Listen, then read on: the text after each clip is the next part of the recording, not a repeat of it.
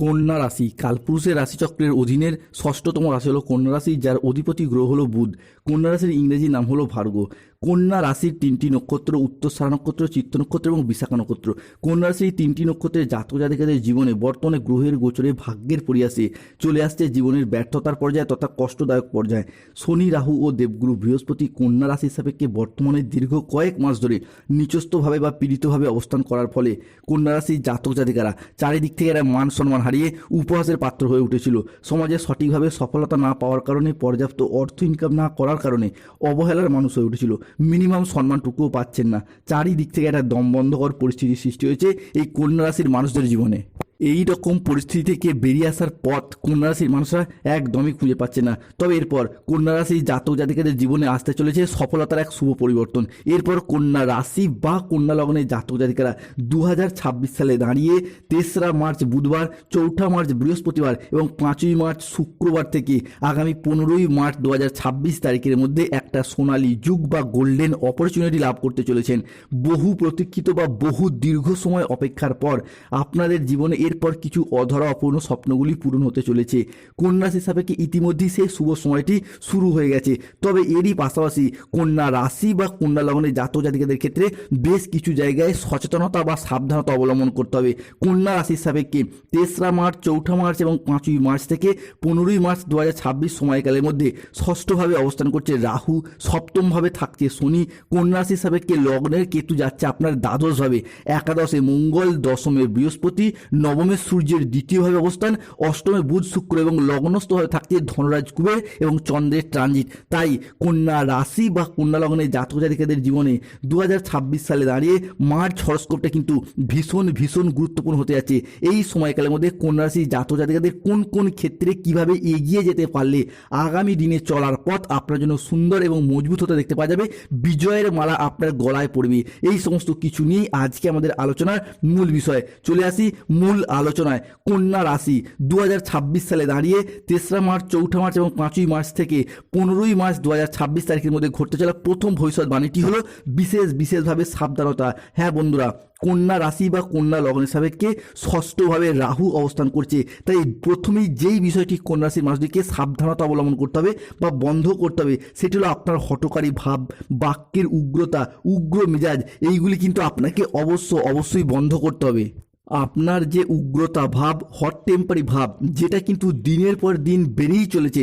আপনি হয়তো চান না এই উগ্রতা ভাব, বেপরোয়ারি রাগী মেজাজ, কিন্তু কোনো না কোনোভাবে ষষ্ঠে রাহু থাকার কারণে কিন্তু এই রাগ বদমেজাজি ভাবটাকে আপনি কন্ট্রোল করতেই পারছেন না, যেটার মাধ্যমে কিন্তু আপনি বিপদগ্রস্ত হচ্ছেন, যেটার মাধ্যমে মানুষজনের সাথে কথা বলার দিক থেকে উগ্র চণ্ডাল মেজাজগ্রস্ত হয়ে যাচ্ছেন। তাই এই বিষয়টিকে আপনাকে অবশ্যই বন্ধ করতে হবে। কন্যা রাশি জাতক জাতিকাদের জীবনে ঘটতে চলা দ্বিতীয় ভবিষ্যৎবাণীটি হলো বিশেষভাবেই সাবধানতা। বন্ধুরা, পরবর্তী যেই কাজটা আপনাকে বন্ধ করতে হবে তাহলে অতিরিক্ত খরচ ও বিলাসিতা ভাব, যেটা কিন্তু আপনাকে অবশ্যই কমাতে হবে। ষষ্ঠ ঘর থেকে কিন্তু ঋণের ঘর হিসেবে বিবেচনা করা হয়। এই জায়গাটায় কিন্তু রাহু অবস্থান করার কারণে ঋণের জ্বালা কিন্তু বেড়ে যাচ্ছে। ব্যাংকিং সেক্টরে, ফাইন্যান্স সেক্টরে যেই জায়গা থেকে একবার ঋণ নিয়েছেন পরিশোধ করতেই পারছেন না, কিংবা অনেকের ক্ষেত্রে দেখতে পাওয়া যাচ্ছে যে ঋণ পরিশোধ করবেন বলে টাকা জমা করছেন কিন্তু কোনো না কোনোভাবে অতিরিক্ত খরচা করে চলেছেন। খরচপাতির দিকটাকে আপনি একদম কমাতেই পারছেন না।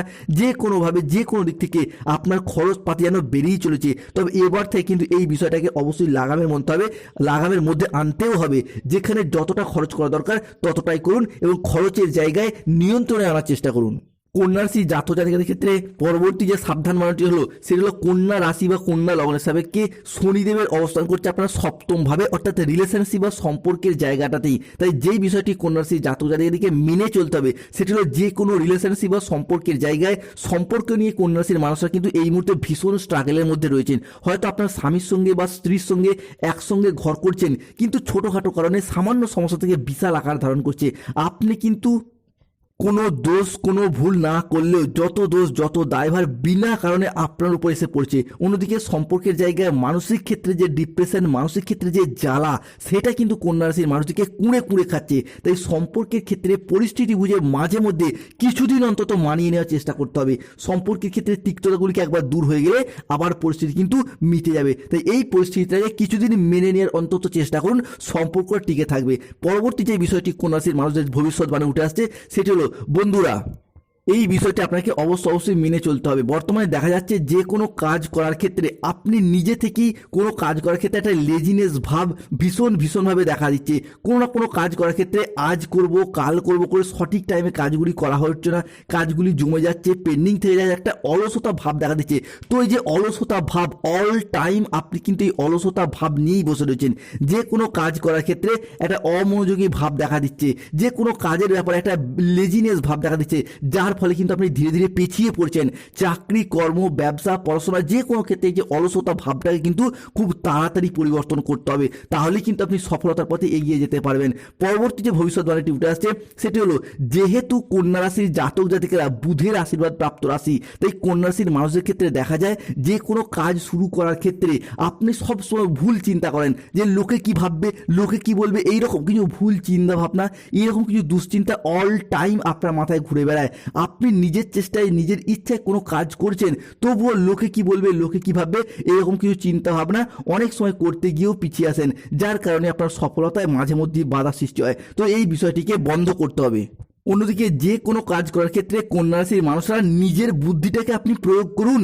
আপনি কন্যা রাশির মানুষ, আপনি বুধের আশীর্বাদ প্রাপ্ত রাশি, আপনি পৃথ্বীতত্ত্বের রাশি, কিন্তু তবুও আপনার নিজস্ব যে চিন্তা চর্চা, বুদ্ধিদীপ্ত ভাব, সেইগুলিকে ব্যবহার না করে আপনি যে কোনো কিছুর ক্ষেত্রে সিদ্ধান্ত নেওয়ার ব্যাপারে লোকের কথা বেশি শোনেন, অন্যের মতামতকে বেশি প্রাধান্য দেন, যার কারণে কিন্তু আপনার জীবনটা রসাতলে চলে যাচ্ছে, ব্যর্থতায় ভরে যাচ্ছে, পিছিয়ে পড়ছে। তাই যত তাড়াতাড়ি আপনি অপরের বুদ্ধিতে চলা বন্ধ করবেন, তত তাড়াতাড়ি কিন্তু আপনি সফলতার পথে এগিয়ে যাবেন। তাই এরপর কন্যা রাশির জাতক জাতিকাদের জীবনে সূর্য, শুক্র, দেবগুরু, বৃহস্পতি, চন্দ্র, মঙ্গল কিংবা ধনরাজ কুবেরের ট্রানজিটে যে যে জায়গাগুলিতে শুভ পরিবর্তন, অনুকূল পরিবর্তন আসতে চলেছে, সেটি কি? এক, রিলেশনশিপ বা সম্পর্কের জায়গায় আসছে আমূল পরিবর্তন। এরপর কন্যা রাশি বা কন্যা লগ্নের জাতক জাতিকারা, কন্যা রাশি উত্তরা নক্ষত্র, হস্ত নক্ষত্র এবং চিত্ত নক্ষত্রের জাতক জাতিকারা এতদিন রিলেশনশিপ বা সম্পর্কের জায়গায় নানা আঘাত, ব্যথা, বেদনা, যন্ত্রণা, কষ্ট পেয়েছেন। এরপর সেই জায়গা থেকে পরিবর্তন আসছেই।